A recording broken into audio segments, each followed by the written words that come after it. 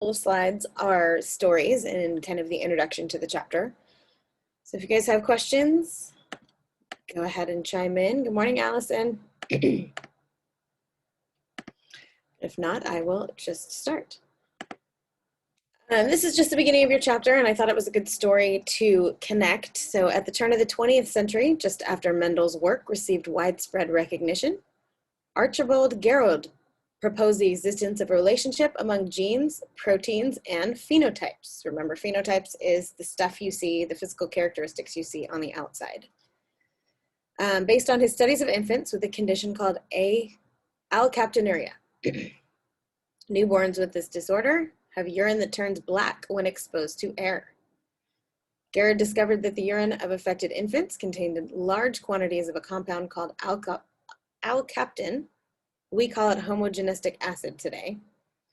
He reasoned that because it is not present in the urine of most people, homogenistic acid is produced in the body, but normally converted into other products. In infants with alkaptonuria, Garrod reasoned that this conversion process must be blocked, causing the high concentration of homogenistic acid in the urine. He proposed that the enzyme that normally breaks down this compound must be defective. From family histories, Garrod observed that the phenotype of this disorder followed a recessive pattern of inheritance. We went all through, when we went through pedigrees, we looked at different types of inheritance, and this one just followed the recessive, leading him to conclude that a defective gene was the underlying cause of alkaptonuria. Garrod was the first to advance the idea that there is a direct link between genes and proteins. Years later, George Beadle and Edward Tatum extended Garrod's work and experimentally established the connection among genes, proteins, and phenotypes through their work with neurospora, which is a common bread mold. Beadle and Tatum showed that specific mutations in DNA cause the loss of activity in a specific protein that acts as an enzyme, which in turn produced a unique mutant phenotype. Establishing this connection was the key step in showing that genes produce phenotypes through the action of proteins. All right, so here's where the blanks come in. We didn't have blanks before this one. But proteins are the intermediary between genes and phenotypes. Our phenotypes are the result of a protein function. And proteins are a very, very diverse class of molecules. Proteins are composed of amino acid building blocks, and they are linked by covalent peptide bonds. That's why proteins are sometimes called polypeptides, because they have many peptide bonds that link them together. There's 20 different amino acids that allows for extensive protein diversity, which 20 doesn't sound like a lot, but if you think of the letters of the alphabet, we only have 26 letters in the English alphabet, yet there are millions and millions of words that we can make with just those 26 letters, depending on how many we have and the order we put them in.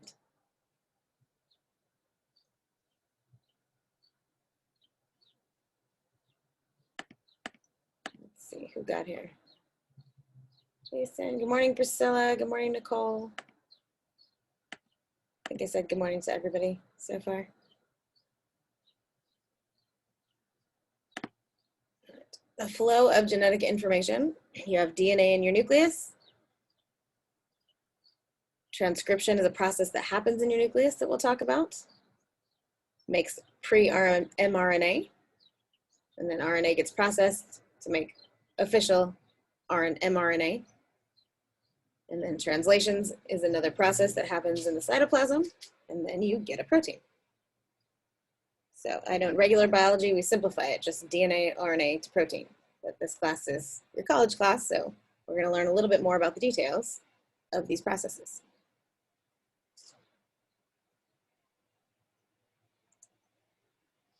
So transcription is the process that occurs in the nucleus. Genetic information encoded in a gene is copied into a pre-mRNA molecule. Step one is called initiation. When you initiate anything, it just means start. So RNA polymerase, which is the enzyme that directs this process, binds to the promoter or start site to initiate the process of transcription. And I like GIFs, so for processes like this that are hard to talk about, that words just won't cut it, I like to post GIFs, and my computer is overheating, so if it goes out, I will log back in shortly. But I will keep talking until that happens.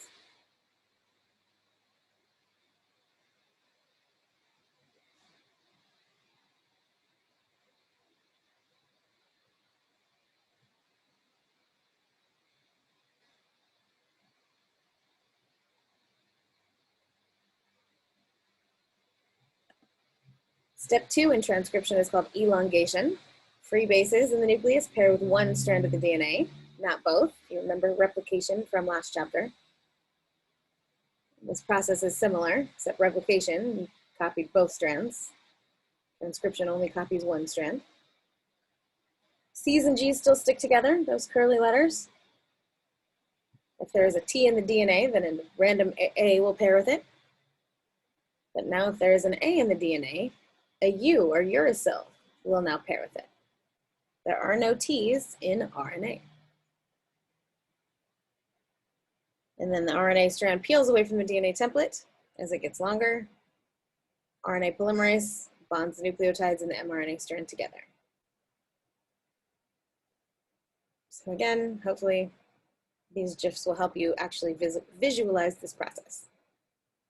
I'm a visual person and I need those visuals, so I put them there to hopefully help you guys understand better.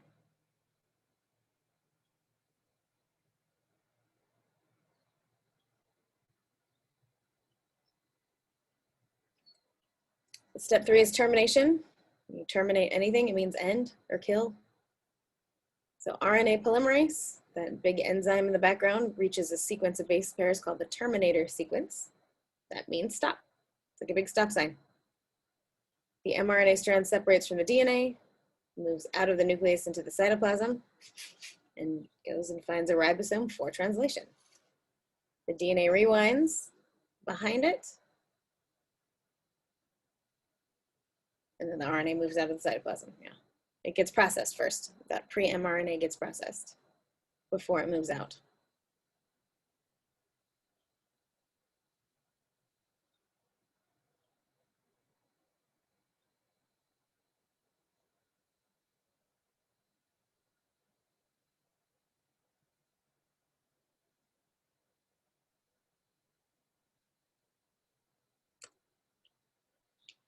This on the bottom right is a figure in your book, but the template strand of DNA is transcribed into a pre-mRNA molecule.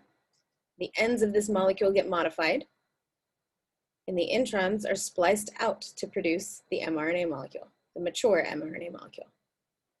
So the pre-mRNA has a bunch of sections called exons and introns. Introns are nucleotide sequences present in the genes, but they're not translated into amino acids, so they're basically useless. So our body will kind of just cut them out. And the end result is just a chain of mRNA with all exons.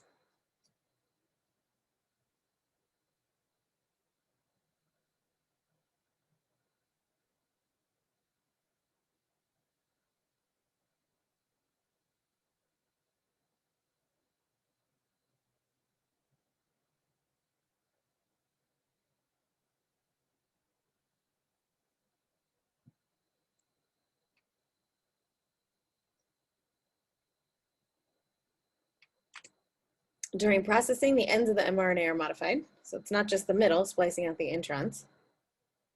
A nucleotide cap is added to the 5' end. When we talk about DNA, it has two different ends, the 5' and the 3'. The 5' is considered the beginning end, the beginning of the strand, and the 3' is the end of the strand. And then a tail of 30 to 100 A nucleotides called poly A is added to the 3' end. So we just call it a poly A tail because a bunch of A's are added, adenines.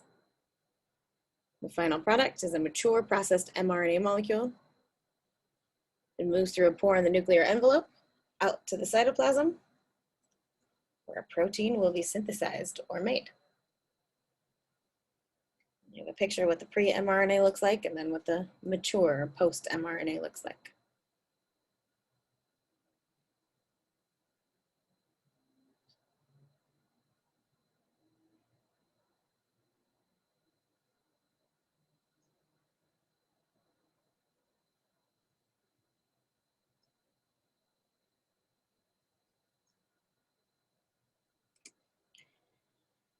In a process called alternative splicing, exons can actually be retained or skipped over and removed along with the introns to allow mature mRNAs to contain different combinations of exons. Like I said, pictures will make more sense. The next slide's a picture that will hopefully make more sense for this. Alternative splicing allows one gene to encode information for different forms of a protein. Overall, it's estimated that alternative splicing of pre-mRNA occurs in more than 95% of human genes, greatly amplifying the number of different proteins that can be produced from the 20,000 genes in the human genome.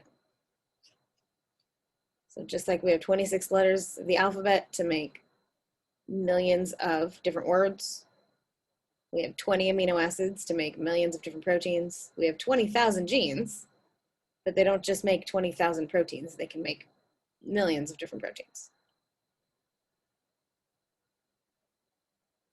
And depending on the order and the length that is transcribed and translated.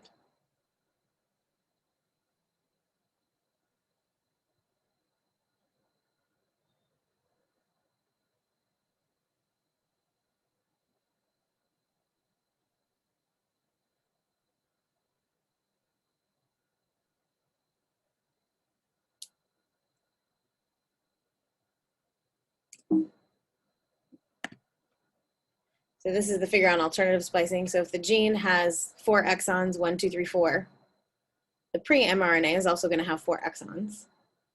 But what gets translated in the end doesn't have to have all 4 of those exons. So normal splicing would just be, mRNA would be 1, 2, 3, 4, but sometimes only 1, 2, and 3 get translated, or 1, 2, and 4 get translated. And each of those will make a different protein in the end.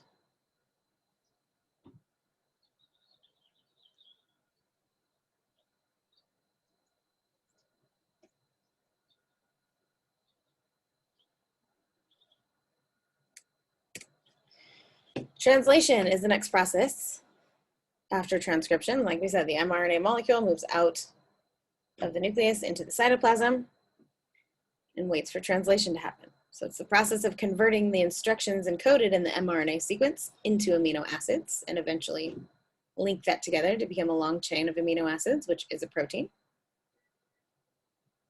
Linked together by covalent peptide bonds to form a polypeptide chain. And there's different components involved that we'll talk about. The mRNA, obviously, but there's lots of other types of RNA besides just messenger RNA. There's ribosomal RNA, transfer RNA, and then the ribosomes themselves is where the actual process takes place.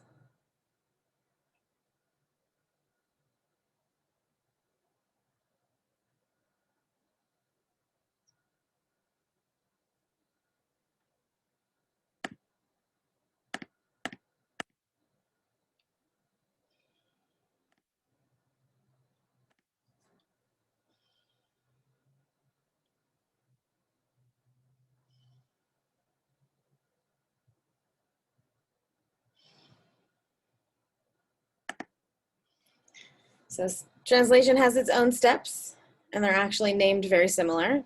First step is initiation, where it starts. The mRNA binds to a small ribosomal subunit, which is that unit that floats in at the bottom. A special initiator tRNA binds to the start codon on the mRNA. This is always AUG, adenine uracil guanine, where translation will begin. The initiator tRNA is the complement AUC that carries the amino acid methionine, abbreviated MET. And then the large ribosomal subunit, which is that large brown circle in the background, will bind to the small one. So the mRNA strand is kind of squished in between the two subunits. And then that large ribosomal subunit has different sites. The P site, the A site.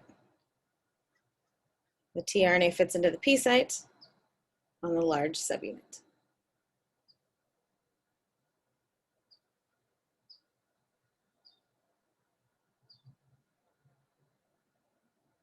I think if we go through the slides, Oh, it stopped. If you restart the slide, the GIF will start over again.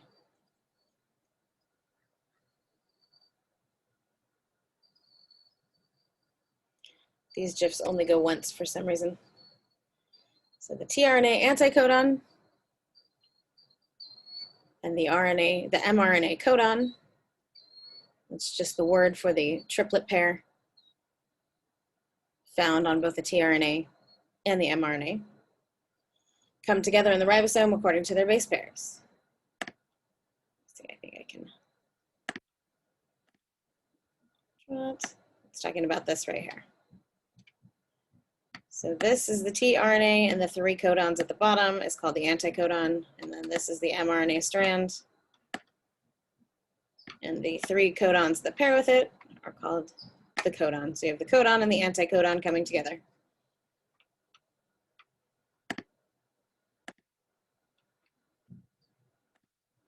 So the amino acids form peptide bonds with each other on top of each tRNA, and the result will be a long chain of amino acids, which make up a protein.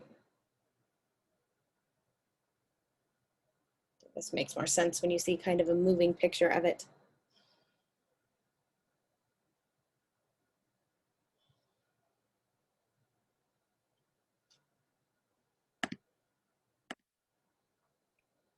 And then elongation continues until a stop codon reaches the ribosome's A site.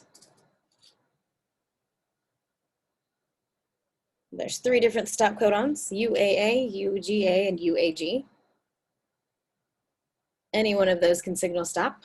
The completed polypeptide is freed, and the ribosome splits back into its subunits. That GIF goes fast, so if you need to start it over, you guys have access to that in your version of the notes.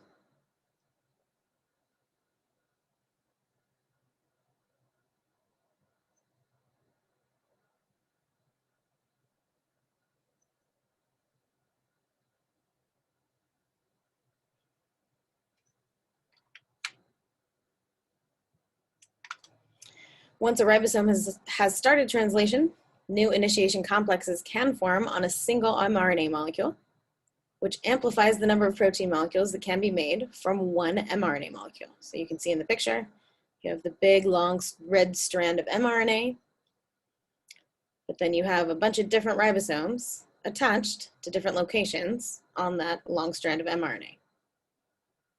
So it doesn't have to just be making one protein at a time. One strand of mRNA can make multiple proteins.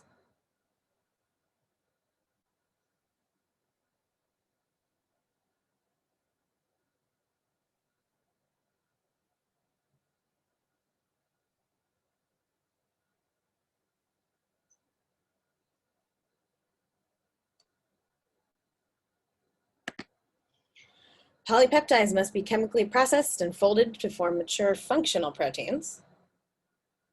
So translation's not the end. There's a bunch of other stuff that needs to happen. So protein processing happens by various chemical modifications, including additions of lipids or sugars to the beginning or end.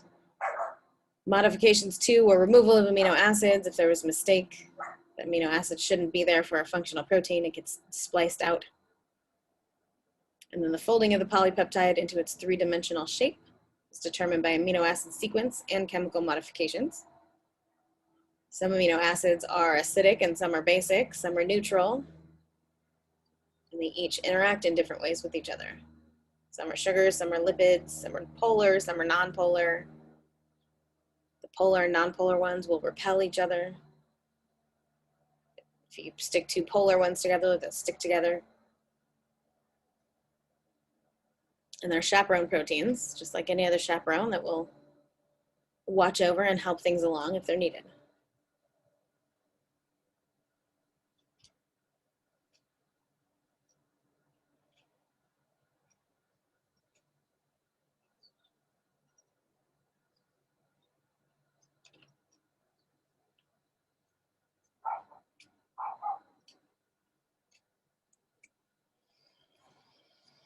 Just like our entire DNA collection is called our genome, our protein collection is called our proteome.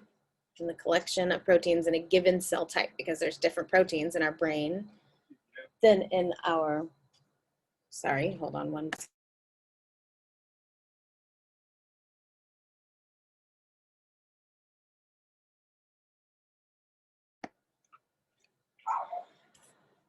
Sorry. Like I said, we have 20,000 human genes due to alternative transcription start sites that we just saw, alternative splicing and protein modifications. So our 20,000 genes can make about 250,000 different proteins.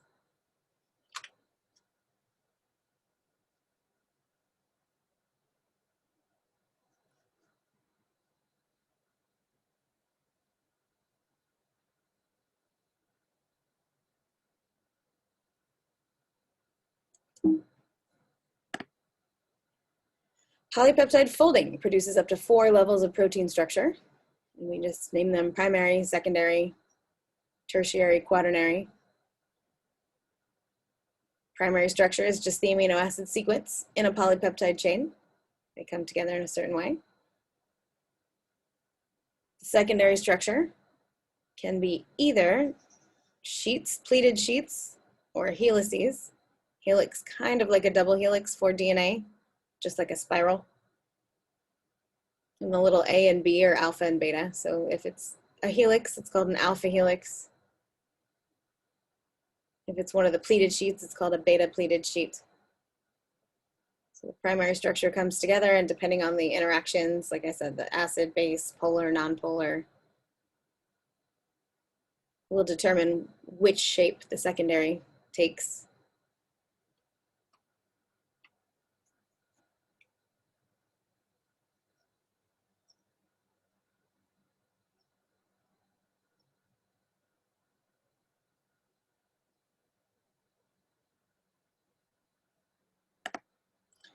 The tertiary structure is the folding of the secondary structures.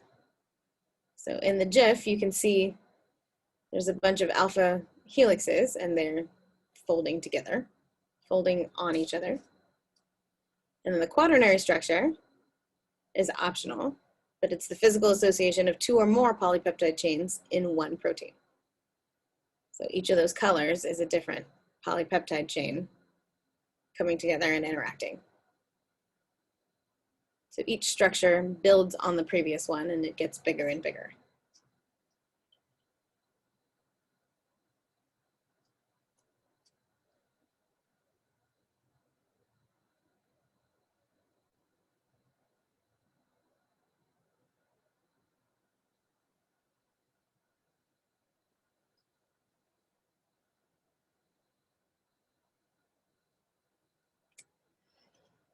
Proper protein folding is necessary for protein function. Genetic mutations can cause protein misfolding. Misfolded proteins do not function properly and can result in an abnormal phenotype. Examples of diseases that can come from this is Alzheimer's, cystic fibrosis, and prion diseases. Prion diseases is just a general category of, if the proteins are misfolded, they're called prion diseases.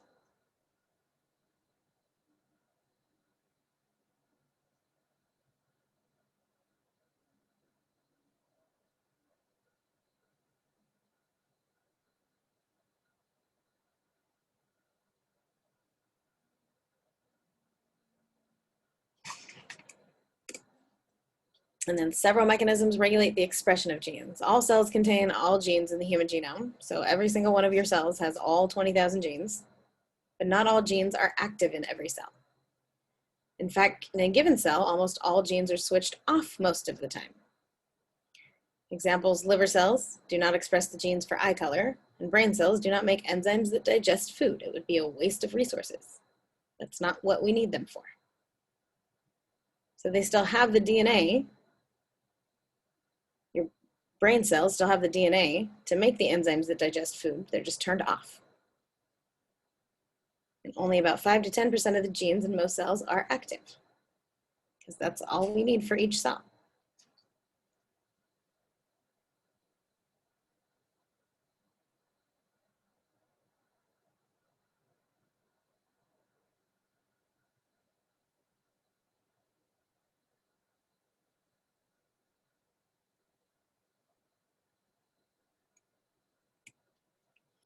Gene regulation, there's 4 mechanisms.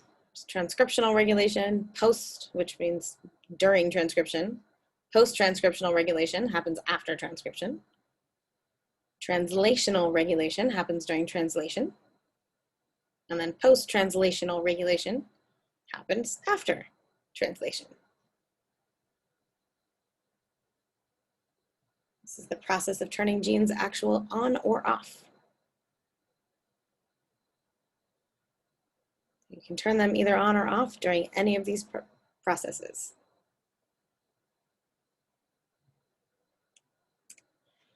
One of the most important ways of regulating gene expression is by controlling access to the promoter region at the beginning of the gene. The promoter region is kind of the start site where these processes start or initiate. The DNA is wound tightly around the histones. Any gene in that region cannot be expressed because the promoter is not available to bind to RNA polymerase.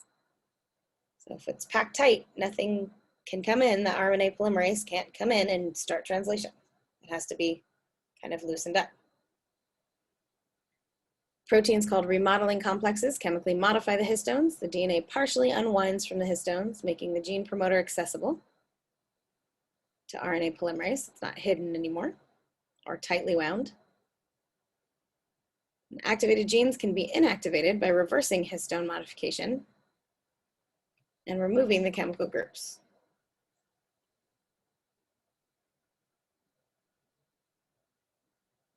So chromatin remodeling is chemically modifying the nucleosomes, the histones, for the DNA to either be in a really, really tight state where nothing can get in, or a relaxed state where RNA polymerase can come in and start its job.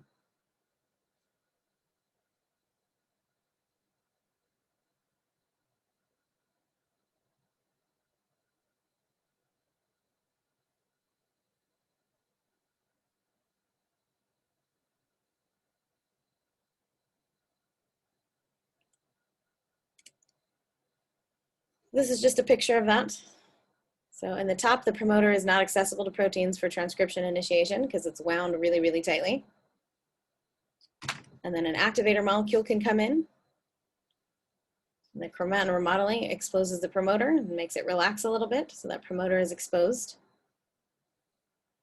so that transcription can happen.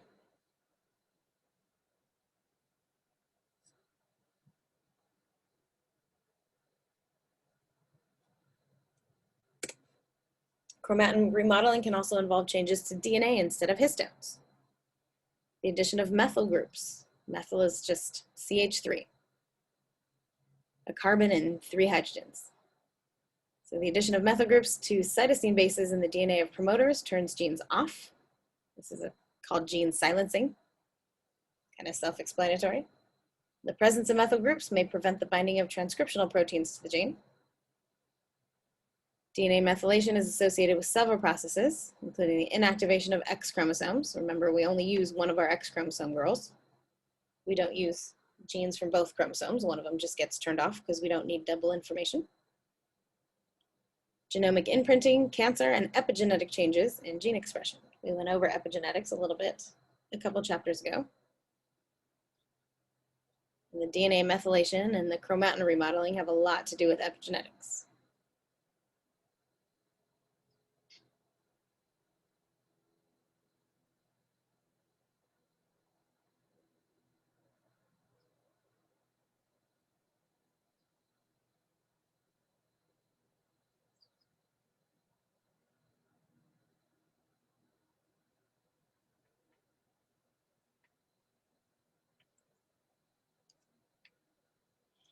So there's videos about epigenetics. I'm going to let you guys watch that. Actually, how many slides do we have left? We only have a few. Let me know in the chat. Do you guys want to watch it right now, or do you want to watch it on your own? What do you guys think?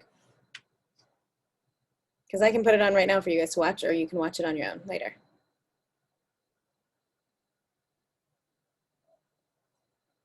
Want to watch it now, Maria? Okay.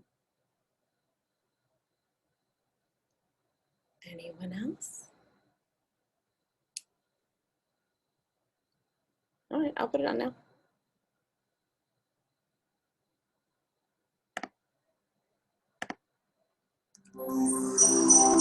It's only a couple minutes long. Here's a conundrum. Identical twins originate from the same DNA, so how can they turn out so different, even in traits that have a significant genetic component? For instance, why might one twin get heart disease at 55 while her sister runs marathons in perfect health? Nature versus nurture has a lot to do with it, but a deeper related answer can be found within something called epigenetics. That's the study of how DNA interacts with a multitude of smaller molecules found within cells, which can activate and deactivate genes. If you think of DNA as a recipe book, those molecules are largely what determine what gets cooked when. They aren't making any conscious choices themselves. Rather, their presence and concentration within cells makes the difference. So how does that work? Genes in DNA are expressed when they're read and transcribed into RNA, which is translated into proteins by structures called ribosomes. And proteins are much of what determines a cell's characteristics and function. Epigenetic changes can boost or interfere with the transcription of specific genes. The most common way interference happens is that DNA, or the proteins it's wrapped around, gets labeled with small chemical tags. The set of all of the chemical tags that are attached to the genome of a given cell is called the epigenome. Some of these, like a methyl group, inhibit gene expression by derailing the cellular transcription machinery or causing the DNA to coil more tightly, making it inaccessible. The gene is still there, but it's silent. Boosting transcription is essentially the opposite. Some chemical tags will unwind the DNA, making it easier to transcribe, which ramps up production of the associated protein. Epigenetic changes can survive cell division, which means that they could affect an organism for its entire life. Sometimes that's a good thing. Epigenetic changes are part of normal development. The cells in an embryo start with one master genome. As the cells divide, some genes are activated and others inhibited. Over time, through this epigenetic reprogramming, some cells develop into heart cells and others into liver cells. Each of the approximately 200 cell types in your body has essentially the same genome, but its own distinct epigenome. The epigenome also mediates a lifelong dialogue between genes and the environment. The chemical tags that turn genes on and off can be influenced by factors including diet, chemical exposure, and medication. The resulting epigenetic changes can eventually lead to disease if, for example, they turn off a gene that makes a tumor-suppressing protein. Environmentally induced epigenetic changes are part of the reason why genetically identical twins can grow up to have very different lives. As twins get older, their epigenomes diverge, affecting the way they age and their susceptibility to disease. Even social experiences can cause epigenetic changes.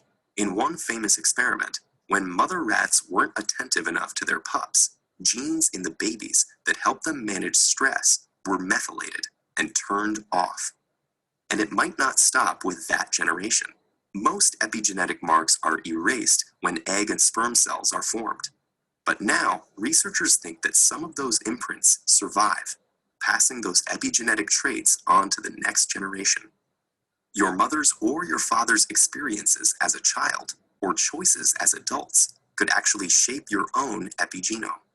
But even though epigenetic changes are sticky, they're not necessarily permanent. A balanced lifestyle that includes a healthy diet, exercise, and avoiding exposure to contaminants may, in the long run, create a healthy epigenome.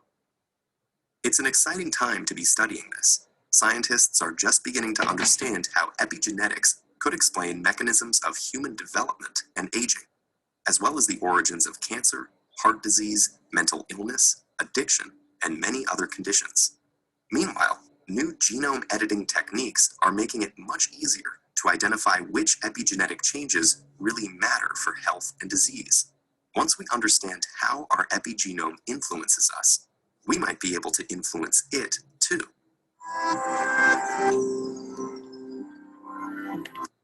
So epigenetics. And then one more video. It's post-transcriptional gene silencing, which is a lot of words, but it makes more sense if we actually watch it.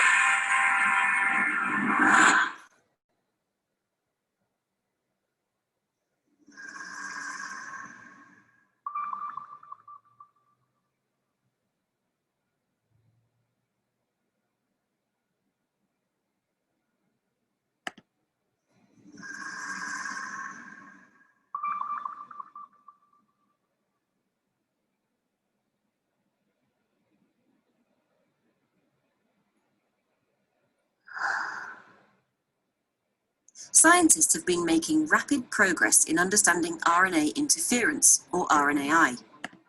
Many organisms use RNAi to control genes, and it can also be used as a tool in the laboratory, and in the future perhaps as a therapy. This animation will introduce you to the principles of RNAi involving two important types of RNA molecule, small interfering RNAs and microRNAs. Eukaryotic cells have many sophisticated ways of controlling gene expression. In the complex environment of a cell, these mechanisms need to be precisely targeted. There's a group of mechanisms that... All right, actually my computer's starting to overheat again, so you guys are gonna have to finish that one on your own.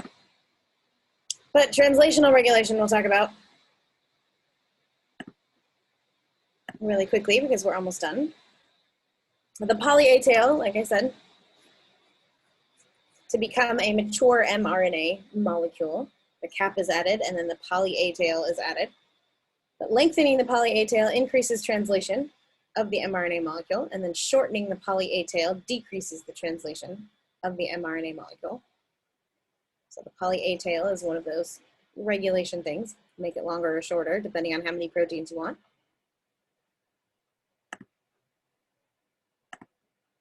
And then the process of folding proteins. Reversible addition of phosphate groups to proteins can either stimulate or repress their activity. Protein breakdown. Each protein lasts a different amount of time. Some will only last a few minutes, and some last up to a year. Your body is constantly making new proteins depending on how they're needed. If they only last a few minutes, your body is making those proteins all the time to be replaced. If they last a year, doesn't need to make any until the next year. Your body doesn't waste its time making them because the ones that are there last just fine. And by balancing protein translation, processing, and breakdown, cells can control the amount and activity of specific proteins needed for particular tasks at a certain point in development.